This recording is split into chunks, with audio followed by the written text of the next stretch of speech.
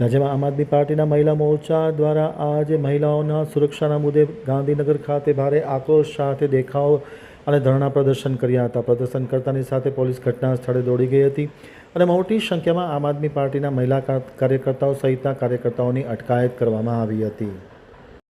હવે છે ગાંધીનગર આમતક ન્યૂઝ બ્યુરોનો એક વિસ્તૃત અહેવાલ. મહિલા સુરક્ષાના મુદ્દાઓ પર આમ આદમી પાર્ટી દ્વારા આજે વિરોધ પ્રદર્શન ગાંધીનગરમાં કરવામાં આવ્યું હતું. મહિલા સુરક્ષાના મુદ્દા પર આમ આદમી પાર્ટીના મહિલા કાર્યકર્તાઓએ ગાંધીનગરમાં વિરોધ પ્રદર્શન કર્યું હતું. મહિલા કાર્યકર્તાઓ દ્વારા સરકાર વિરુદ્ધ સૂત્રોચ્ચાર કર્યા હતા અને મહિલાઓ સામે થતી હિંસા અને બળાત્કારની ઘટનાઓ પર પોતાનો ગુસ્સો અને આક્રોશ દાખવ્યો હતો.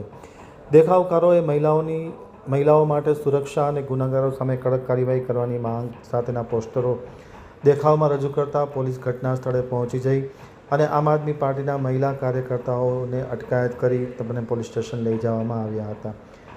આપ મહિલા કાર્યકર્તાઓનો આરોપ છે કે સરકારે મહિલા વિરુદ્ધ થતા ગુનાઓ સામે ગંભીર પગલાં લેવાની જરૂર છે. વિરોધ પ્રદર્શન દરમિયાન મોટી સંખ્યામાં મહિલા કાર્યકર્તાઓ ઉપસ્થિત રહી સરકાર સામે પોતાનો આક્રોશ વ્યક્ત કર્યો હતો. ખાસ કરીને આમ આદમી પાર્ટીના મહિલા મોરચાના પ્રદેશ અધ્યક્ષ પાયલ સાકરિયા અને સંગઠન મંત્રી વિક્રમ દ્વારા મહિલા સુરક્ષાના મુદ્દે એક પત્રકાર પરિષદ પણ કરી હતી અને ત્યારબાદ વિરોધ પ્રદર્શિત કર્યો હતો. આજની આ પ્રેસ વાર્તાની અંદર ઉપસ્થિત તમામ પત્રકાર ભાઈઓ તેમજ મારા સંગઠનના સૌ બહેનોનું હાર્દિક સ્વાગત છે. ભાઈએ વાત કરી એવી રીતે આના પહેલા પણ પ્રેસ વાર્તાના આયોજન થકી અમે સરકારનું ધ્યાન દોરવાનો પ્રયત્ન કરેલો અને ગૃહમંત્રીઓ સુધી ગુજરાતની હકીકત પહોંચાડવાનો અમે પ્રયાસ કરેલો હતો. પરંતુ છેલ્લા 10 વર્ષની જો મહિલા સુરક્ષાની વાત કરીએ, આમ તો 30 વર્ષથી ભાજપની સરકાર છે, પણ ટ્રિપલ એન્જિનની સરકાર એટલે કે છેલ્લા 10 વર્ષથી આપણે જો જોવા જઈએ કે ગુજરાતની સલામતી શું છે, ગુજરાતની અંદર શું થઈ ગયું. મોટી મોટી સભાઓની અંદર આ તમામ મંત્રીઓ મોટી મોટી વાતો કરતા હોય છે, ફાંકાફોજદારી કરતા હોય છે, પરંતુ રિયાલિટી આખી અલગ છે.